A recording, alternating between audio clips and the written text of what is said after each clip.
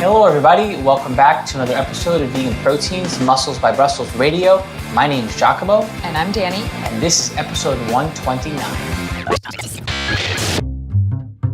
Thanks so much for tuning in to another episode, everybody. We are gearing up for the Anaheim Fit Expo right around this time, and I'm guessing it's pretty much back to normal at this point, because the last time we went, attendance-wise, it was back to what it was before the whole pandemic thing. But there was still like not quite, it was still like fresh energy, like people, this time around, I think it's going to be like what it was. Yeah, I still don't, I'm not 100% sure if conventions and stuff have 100% bounced back from pre-COVID in terms of attendance. I'm just not sure, honestly. So, I don't know. But hey, we get to be in the LA area twice in 3 weeks.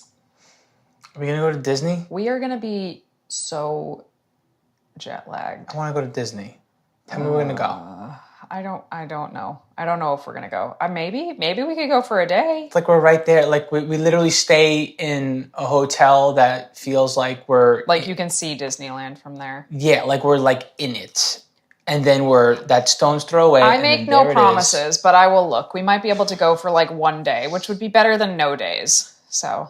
I'm all for it. It's probably a mere $400 for us to go for the day, right? Worth it. Ay. Oh, gosh. We are going to not only be tabling, we'll continue to do our presentations at the Healthy Living Pavilion. I'm going to continue to whip up that recipe that I know you all love, that 5-minute vegan taco meat. I'm going to be slinging that year after year because it's a good recipe. And Corinne might be doing a presentation. I'm not sure. It depends if we have the right equipment for it. If he doesn't, he's going to whip up tofu scramble. And let me tell you, that tofu scramble, legit. He starts the day with it, even when he travels too, which I can appreciate someone who likes their creature comforts at home on the go. Because it's like you would think when you're traveling, right? Tofu scramble, maybe not the first thing that comes to mind for breakfast, maybe some oats, something simple, but no, he whips it up. And remember that time, where were we, Danny? We were in... Where's Spiral Diner? Texas. We were in Texas. And I think he made scramble for everybody over there. It was kind of cool. Anyway, sorry for that little aside. What are we talking about today, Danny? Today we are talking about how the perfect plan on paper may not be perfect for you. And what that means and how to interpret it and how to determine if something is right for you or not. Well, I think the best way to open up this topic and get into a conversation is thinking about what an optimal plan looks like on paper and why someone sticks to that as the reason to get them started and the reason why they feel they need that to get results. So what's optimal on paper, right? Works for high achievers, works for planners, works for type A personalities, works until it doesn't, and you're beholden to the plan. What it doesn't do is it doesn't take you into account. It doesn't factor in your lifestyle. It doesn't factor in how you're feeling. It doesn't factor in the fact that plans change, and it doesn't factor in the fact that there is no one-size-fits-all formula. There are a lot of things that work and work well, and the principles are tried and true, but there's all kinds of different skills and tools and formulas and shots that you can call as far as what to do that doesn't even necessarily involve coaching, although, spoiler alert, coaching makes a big difference and can help. Things that you have to consider as opposed to, I need to just determine what my macros should be and I need to follow that. I need to determine what progressive overload is with the best exercises and the best frequency and training intensity and all that, and just do that. Like, I get it. I understand going after the science of it all and putting what's best on paper and putting your best foot forward and following it. But I also do feel like it's a means to an end. So that's where my head's at with what's optimal on paper. You know, it's the easy thing to do to find a quick solution and stick to what works. But I do think it limits your potential to learn more about how something will work for you and work well over time. because plans need to be adaptable and they need to change in order for you to be able to really find success and not blame you not following said program. Yeah. The way that I like to, so first of all, like, what is the perfect plan? I mean, just that in and of itself is a bit of a misnomer. There is no one perfect plan, but there are what I would consider to sort of be best practices.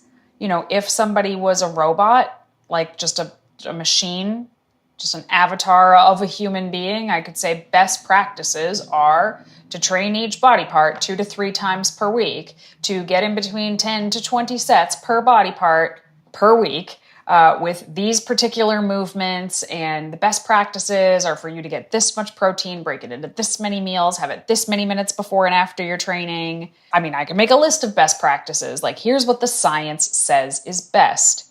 But the most important thing for results, the number one, 100% most important thing about any plan for results is adherence. If somebody cannot, for any number of reasons, not adhere to the plan most of the time, you know, that might not be the best plan for them. If somebody is insistent that they want to work out 5 days per week, so you make this beautiful 5-day split for them, but they miss Monday every single week, and therefore they're completely missing their, let's say, back day every single week, they're missing their back day every single week. That is not a perfect plan. It is not perfect to not train your back at all. You know what I mean? So even though on paper this looks ideal, I mean, to have a back day on paper wouldn't actually be ideal, but you get what I'm saying. Like, if they're missing the same movements every week, it's not actually ideal. That's actually very far from ideal. What might have been better would have been to just make a 4-day split that hit most of the same points. Right. And it's so easy to be a coach and have bias and be like, listen, you want this goal, you got to do something, you got to do it because it's accountability and adherence, and just continue to show up, and I'll continue to just bop you over the head and say, do this thing, because you know it's a program that works. Mm-hmm. And you know it's a program that worked for them before. And you're afraid or confused or wondering if it's just an accountability or adherence issue with said client. And this is where the creativity comes into play for both the coach and the client. It needs to be a conversational kind of thing where the both of you need to understand in this type of dynamic, or even if it's self-guided, that, or even if your coach is thinking about what you do, that things change. And just because something works, even if it works for a large body of people, or if it works for somebody for a very long period of time, or if it works for somebody that's doing the same exact thing all over again, that doesn't mean it's going to work again. Right. At any given point in time. Mm-hmm. Yes, you need to know what to look for, know what to change, know how to personalize. You have to be able to personalize everything to yourself in order for it to be the perfect plan for you. That's the key, is the perfect plan for you right now, today, not you in high school, not you 20 years ago when you were in the best shape of your life, you today with the job and responsibilities and lifestyle stressors and schedule that you have today. How do we make the best plan for you today? So, I have a list of things to consider. So what this podcast episode will not do is tell you what the perfect plan is for you, because that's not possible. You want that?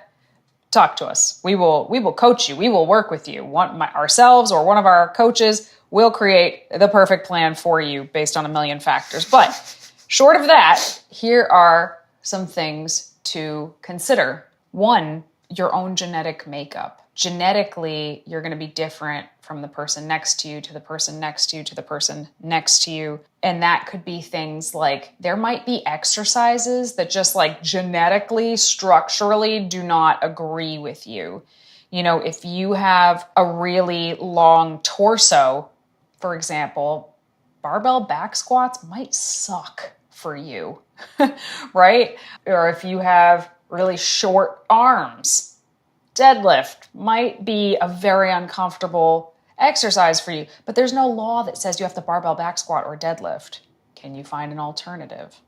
Genetically, you know, you are going to have different metabolism from the person next to you. So there is no one-size nutrition plan either, which is why these online calculators they're not going to pinpoint anything for you. They might give you a good ballpark to start with, but you are probably not like on the nose perfectly at the 50% mark of average, which is what most calculators are based off of. Your lifestyle and your daily routine matter so much.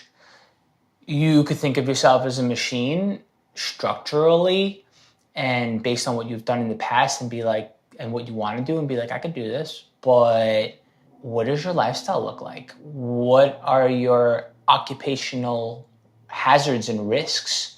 And I don't just mean like someone that's working in a factory, like, oh, standing on your feet all day long, cutting hair, sitting at a computer, forward hunching, on your phone constantly looking down. Like, some people have ideal scenarios, although they're rare, they're out there, but most of us are dealing with some sort of things, and whether the actual stress of things that we do and the stress during the things that we do. Just to wake up and go to bed and do whatever you do during the day that has nothing to do with your health and nothing to do with your fitness. And these things will affect what you should be doing on paper and you shouldn't be doing on paper.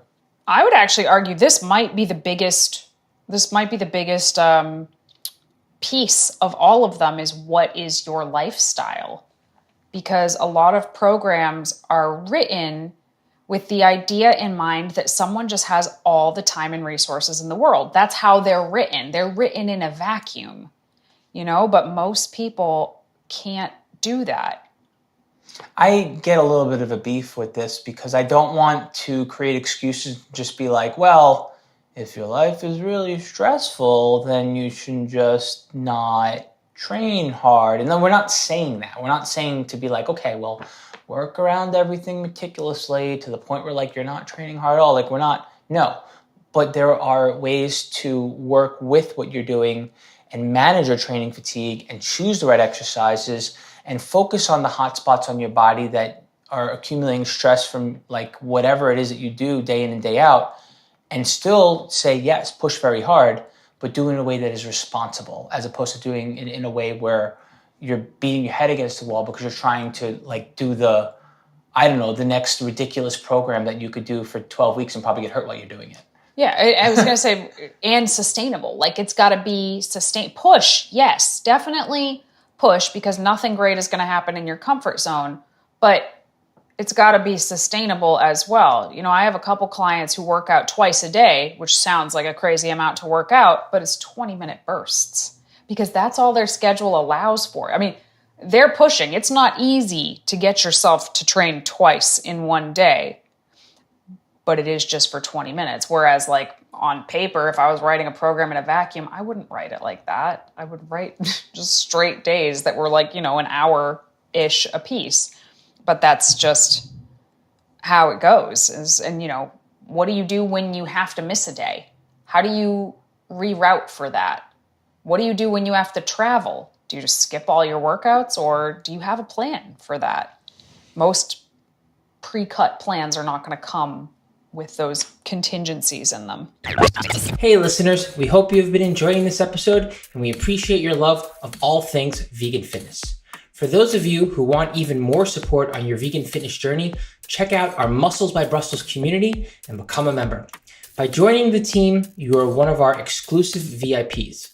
As a member, you'll find over 200 macro-friendly, high-protein recipes that can meet any of your meal planning needs. You'll also receive training programs that update monthly. This training has progressive overload built into it, so you can be sure if you're following the program, you are making progress. All of this and more is located inside our VeganProteins members-only app. As a Muscles by Brussels member, you'll unlock bonus courses, challenges, and more every month. You'll also be invited to our live Zoom video calls, which happen 2 times a month, and are absolute gold to those who show up. And if you can't make the calls, don't worry, you have the opportunity to email us whenever you want. You'll receive a video response to all of your questions from one of the coaches here at VeganProteins every time you message us. Members also receive 40% off many of our other services. And of course, our private community of like-minded individuals is like no other. Best of all, you can try this membership out for a full month at no cost to you with this special offer for our listeners only, because we appreciate and want to fully support you. Use the link in our show notes to sign up for your free trial today. We hope to see you on our next live coaching call. So the next one would be psychological factors, and I actually think this is important as well. So your personal preferences do matter. I have a client, God bless her, Nadej. She is such a kick-ass bikini athlete. She loves to run. This is not the type of cardio that I would traditionally program for a bikini athlete, because there is a risk of compromising some lower body muscle tissue. Now, luckily, I haven't actually seen that with Nadej, but the point is I wouldn't have written it that way from scratch. But here's the thing. She loves it. Plus, she's probably adapted to it over a very long period of time. It won't affect her in the same way as someone else that you're just programming it, is my guess. But she loves it. It makes her happy. She looks forward to it. She's able to adhere 110% because it's something that she likes. Versus if I had her do a different type of cardio that she dreaded, might be a lot harder to adhere to. I mean, maybe not for her because she's a machine. But, you know, if I have something on, we all have that exercise that we've seen in our plan that we're just like, oh, no, I don't want to do it today. And, you know, sometimes you should do exercises that you don't like. I'm not saying take out every exercise you don't like. But let's say somebody is just like straight scared to get under a barbell for a back squat. Maybe we don't program that. Maybe we program something else instead, because I'm not looking to make someone anxious while they walk into the gym. I want them to go in there feeling confident that they're able to do what's on the table. You know, also a lot of programs are not going to have a contingency plan for taking a mental health day occasionally, which again, I don't think you should lean into too hard, because that can be a slippery slope. Listen, sometimes you're not going to want to go to the gym, and the best thing you can do is force your ass to go to the gym. And sometimes the best thing you're going to do is say, hey, self, you need a day. Let's move this to tomorrow. You know, it just, you gotta know yourself when to push and when to hold back. But this quote unquote perfect plan on paper is certainly not going to do that. Being realistic with what your goals are is super duper important. Writing that out as opposed to getting lost in the information that's out there, because, well, let's say that, for example, you want to be a competitive powerlifter and be in a meet, but you've also not powerlifted at all. And you, again, like back to that original, I don't even remember the program I'm thinking about, but you do the thing where there's like... It's like the Candido Bulldog program. Something like that, where it's literally, everyone makes fun of it as the program that will get you hurt, and they also strangely want to do it because they want to do it just to see if they can. I love the get Candido hurt. Bulldog program. I don't think there's anything wrong with it. I just used it as an example. You get my point though, right? I don't even know if that was a one, but that's like just the thing. It's like, and maybe you do it as a one-off, but if that's like how you cycle your training and it doesn't directly relate to what your goals are, you're either going to get injured, or you're going to be achy, or you're not going to be getting to your goal because you'll develop the wrong adaptations in your system to properly get stronger in that one particular example. Context really matters as far as what your goal is. Right. And how far away or how close you are to it, and how specific your short and long-term goal is, and what you should be doing based on how your body's responding. And it really matters that you pay attention to what's happening and get realistic about what you need to do to get there and where you're currently at, as opposed to just being like, well, I'm a pusher, and this thing will get me there. I'm just gonna keep repeating it. Yeah, and I think a lot of times if you like look up beginner weightlifting program, intermediate weightlifting program, advanced weightlifting program, I actually usually think the beginner programs are the best most of the time. But if you say, hey, I'm intermediate or advanced, and you go find a program, I actually think most of the advanced programs are trash. just trash. It's like real exercises, real strength training exercises with like some friggin' burpees thrown in the middle of it, which I think is literally one of the stupidest things somebody could do, is to just throw all of this explosive plyometric cardio in between their heavy lifts when the goal is increased strength or increased hypertrophy. Like, but they call that advanced because like technically that would be harder to do, right? Like you'd be way more drained at the end of that. Does that make it a better workout though? Does that make it more perfect for an advanced athlete? I don't think so. That's my 2 cents. There's so many thoughts that I have about all of this, and I think I could easily go on a rant or just go all over the place, but we'll save some of that for this ongoing conversation and see what you get out of. But it goes back to what you just said. Like it all comes down to not just your level of like your beginner, intermediate, or advanced, but also the goal. If the goal is to improve just muscular endurance, cool. That advanced one is great. If your goal is to increase strength, that program is trash. So, but programs aren't always great at telling you specifically what it is they're trying to achieve. Most of them are just trying to make you feel worked by the end of your workout. That without a longer goal in sight. Right there. Like the first day that I started personal training and the company was like, make this person happy and excited and just get them interested. Mm-hmm. And you get caught up in that hype and you get caught up in wanting them there and you get caught up trying to give them what they want, and then you don't give them what they need. And this is something that you can do without a personal trainer, without a coach, to yourself as well, whether you're getting caught up in some sort of program that you're really sold on, or you're sold on the idea yourself that you want to, I don't know, get hyper-focused on a goal or get super focused on enjoying, and you're just like in no man's land where you're not really accomplishing anything, but you're moving, but then you're upset because you're not doing what you want to be doing. You feel like you don't look how you train, or you're wasting your time, and you're just like, oh, what's the point of all this? Yeah, that's a huge, this is something that I could talk about for a really long time, is that, personal trainers, part of what they're going to do is they need you to feel worked by the end of your workout. I told you guys I've been going to these group classes at my friend's gym, and I love that gym. I think the women that train there are awesome. It's very, very fun, but there is that element of I will finish a class and I'll just be like, well, I feel worked. And of course, all movement, all exercise, I think is a net positive. So there's that. But I will say to myself, like, but what was the point of that? And I've actually talked to Dawn about this, the owner, because she is like she gets it. She understands how to write a program to reach a goal, but she says, every time I try to do that kind of class, people don't want to come to it because people don't feel like they're getting their money's worth when they're doing a program that's actually going to get them long-term results.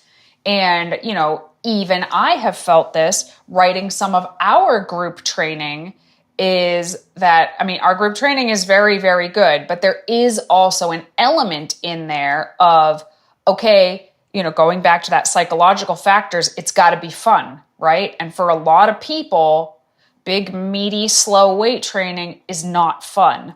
So we got to throw something fun and exciting into those workout programs to keep people adhering. Do it. Get them interested. Get them involved. Do it once in a while. If it is your mainstay and what you do for months and years on end, though, you're probably going to be disappointed with the results in the process. Right. And where's the line? Right? Like, where is the line? I don't have an answer to that question. But it's something that, like, you, the listener, should consider when using another program or working with a program. It's like, okay, where's my big bang for the buck exercises in here? Like, these will pay off.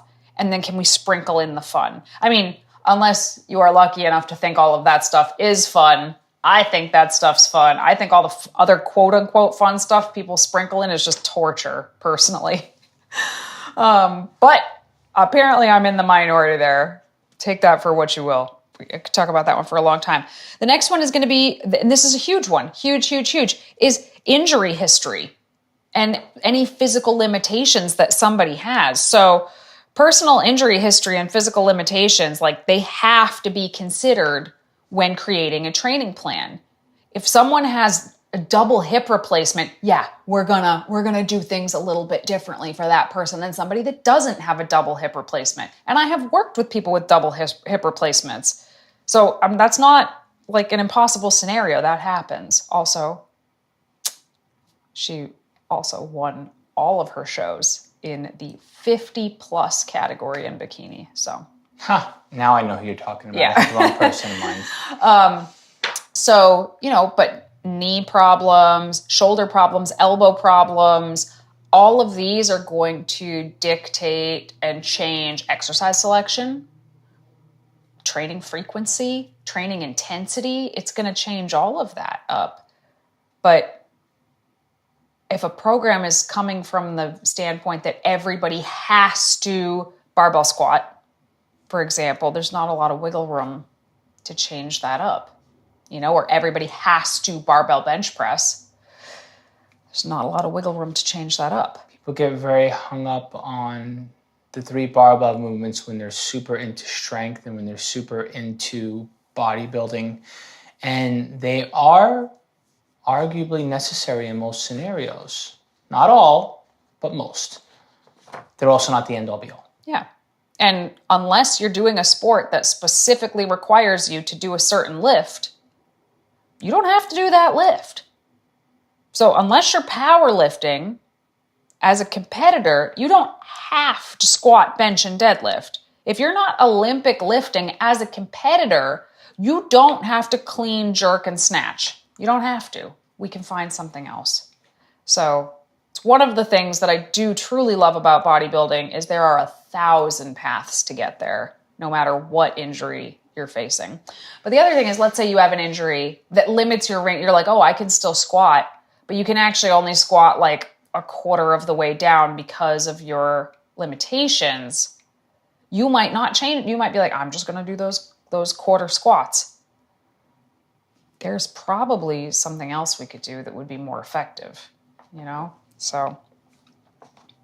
Unless you really do love doing quarter squats because for some reason that movement you really enjoy it. But it's going to be supplemental. You still need to do something else, right? So I don't feel like you should completely walk away from something that for some reason is more than utility based in your training, like you're actually enjoying it. You want to do it. Well, that goes back to like the enjoyment thing, right? But you still also have to make sure that you're making up for the gaps in your training for what you can't do with said exercise. And also program that exercise properly. Mm-hmm. Let's move on to nutritional considerations. What are some reasons somebody, the perfect plan might not work for somebody nutritionally? I don't even know where to begin here. There's so many. Oh, gosh. Well, you could start with the easy stuff like a meal plan or a macro plan or weighing and measuring or being habitual about how you're eating, meaning like I say intuitive, but I hate the word intuitive at this point because but when I say habitual, I mean like kind of like I know how I'm supposed to eat. I figured it out this past couple weeks and I'm just gonna eat like this. You know what I mean? I'm gonna be honest and true to myself.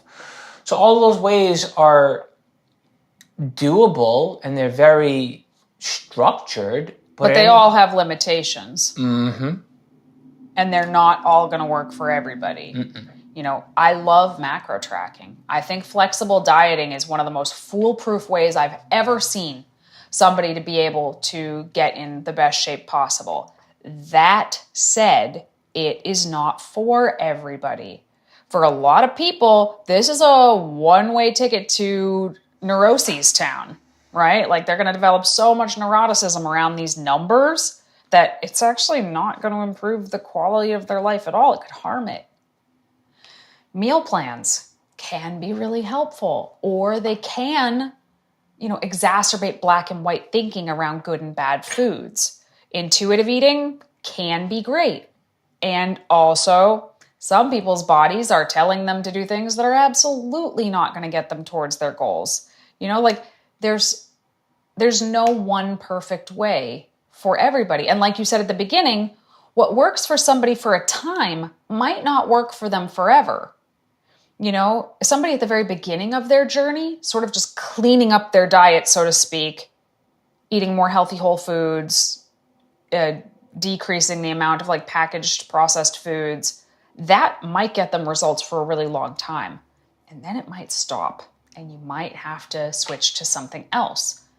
On the flip side of that, flexible dieting could work for somebody for a really, really, really long time. And then it just might not be something that they need anymore to move forward. And a different style of eating might actually improve their quality of life more. Yeah. And the same exact thing could either do harm or benefit depending on where you're at. Depending on the person. Depending on their history. Yeah. Yeah. It's crazy when you think about it. And maybe that can cause decision-making fatigue or worry, if you will, that, I'm just not cut out for anything, I just can't do it. Well, that's not necessarily true. Sometimes a little bit of introspection and a little bit of analytical work with seeing what you're doing and what isn't working and asking questions is the best thing for you, even if it means that you're not following something at that very moment in time, as long as you get to where you're going to be and you eventually start to do something, as opposed to just looking at something and being like, I just can't do it. Mm-hmm. Or I'm doing it and it works, I'm just going to keep doing it because it seems to be working. Think about your programming and don't necessarily be like, well, I'm doing this because it's on paper, so it must be right. Next, I would say sensitivities, allergies, food sensitivities, all of those things are going to be different from person to person. That's really, really important to be able to customize around yourself. A lot of programs will come with a meal plan that tells you what to eat. But if you're allergic or sensitive even to some of the foods in that plan, what are you going to do? How are you going to change that?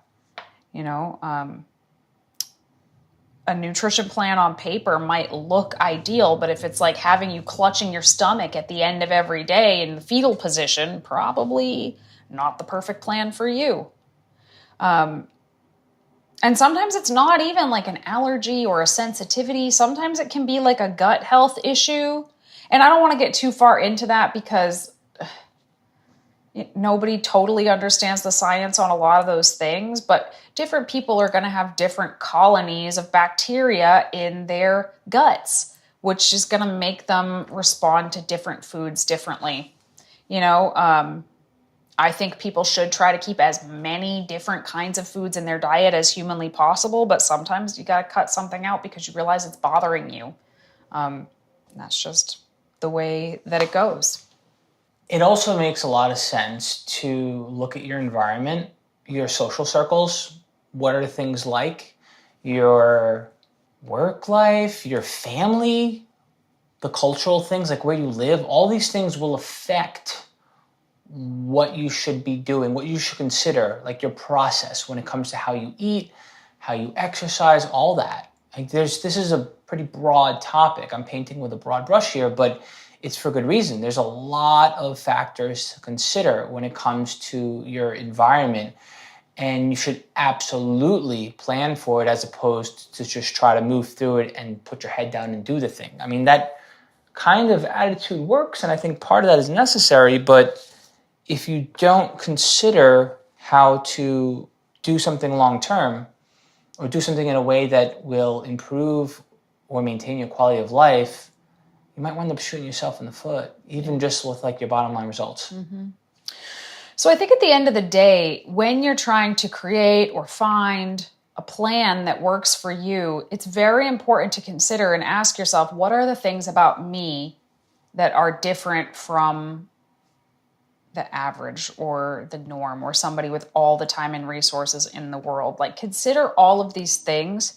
Try to foresee issues that will come up in your day-to-day schedule, in your food life, your social life, and try to create contingencies for those things. You need to have a plan for when the plan doesn't go to plan. It's very, very critical. This can be the difference between failure and success. Do you have a plan for when things get weird? Because they will. Very, very important, because at the end of the day, the most important thing about any fitness plan, any nutrition plan, is going to come down to adherence. How much of the time can you stick to this plan? If you can't confidently say you can stick to the plan more than 80% of the time, it's probably not going to get you very far, and it's worth tweaking that plan until you can confidently say, I can do that more than 80% of the time. That's how you're going to get results. Moving on to our question and answer segment here. 𝐬𝐿𝐫𝐞, what are some of your favorite strategies to handle food cravings while in a caloric deficit? What kind of caloric deficit are we talking here? Like a regular, not a extreme one, correct? Because there are all kinds of different things, but there are most things that I would not recommend. There are some things I would not recommend for most people, put it that way. So I'm going to make sure that we don't bring those out, because there are all kinds of ways where you can do unhealthy things to cope with being in a calorie deficit. But there are tried and true ways to actually, more than cope, to, dare I say, enjoy a calorie deficit, right? For one, and this is a psychological one, and maybe a little piece of low-hanging fruit, but dangle the carrot, think about what results you're going to get, and focus on that, because it's pretty rewarding when you, especially for calorie deficits, because you're leaning out. And I think focusing on that and embracing that and enjoying, as opposed to holding out for it, could be really motivating. As long as after the fact you realize wherever you land, it's not gonna, you don't get addicted to the feeling of getting closer to your target goal, your end look. And now I'm going on a tangent, so let me reel it back in. Let me give you some hard tips. Eat voluminous food, eat vegetables twice a day. Nutrient-dense food is going to give you more energy, it's going to make you feel better. Food that tastes really good because it's hyper-palatable and calorically dense might fill a need. So sometimes that stuff's okay, but it could also backfire and you wind up wanting more and more of it, and it makes it harder to be less food-focused and to stick to your plan. Food that is nutrient-dense and rich in the kinds of vitamins and minerals and antioxidants and has the right just feel-good stuff to it, the right kind of energy, it's going to be good for your health. It's going to be better for your energy levels. It's going to be more satiating because your plate will be larger. And I know this is kind of, it can't be overstated, put it that way. That is the way to go. That is truly the way to go.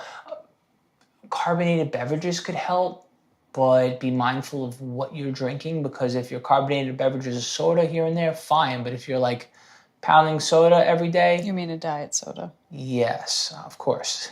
That kind of aspartame and all that stuff eventually feels bad in your gut, and then you wind up just not digesting your food. You have digestive discomfort. Shout out to Zevia, by the way. Heck yeah. Super pricey, but it doesn't have aspartame and sucralose in it, so I'm a fan. Yeah, or I like opening up a can of regular seltzer and I just drink that straight, but sometimes I want to fancy it up a little bit and I'll put my own little stevia drops in it, or my own stevia sweetener or something in it, but not always. So I have the option of going sweet, and I have the option of just having a little bit of bubbly, if you will. So stuff like that. These might sound like silly ideas, but they do help. Staying hydrated makes a big difference. If you're dehydrated, you're more likely going to want to fill the void in your stomach, because your stomach is going to be more empty than usual, especially if you're not, well, even with voluminous food, eventually your body understands that you're not getting in calories. But staying hydrated helps a lot. I mean, I could keep going. You have any tips you want to add, Danny? I would say have some handy recipes that actually would scratch the itch of whatever craving you have. If you know that you crave pizza all the time, can you find a macro-friendly, healthy version of pizza where you could still get those flavors? Cool, keep that. Is it sweets that you like? Can you find a healthy, desserty type of recipe that still is easy to work into your macros? Keep that on hand. Obviously, you can go too far with any of these things, but it can be helpful to just have some stuff that fits the bill. Danny, how do you know if you're losing weight fast enough? What is a good rate of loss when trying to lose fat while still maintaining building muscle mass? So a good rate of weight loss or fat loss specifically is 0.5 to 1.5% of your body weight per week. So if you are 150 pounds, that would be anywhere from 0.75 pounds to 2.25 pounds of loss per week. Now, the lighter and or leaner you are, the lower end of that you're going to be on. If you are already quite lean and you're losing 1.5% of your body weight per week, you're probably losing muscle at that point. But, if you have a lot of weight that you would like to lose to get into a desired body fat area, then maybe the higher end of that is okay. But that is the easiest calculation that I know. Obviously, keeping the protein high is going to help prevent muscle wasting. And then if you were trying to build muscle, the rate would be 0.5 to 1.5% of your body weight gained per month, not per week, per month. So again, if you're 150 pounds trying to build muscle, that would be 0.75 to 2.25 pounds of gain per month. So hopefully those numbers are helpful for somebody.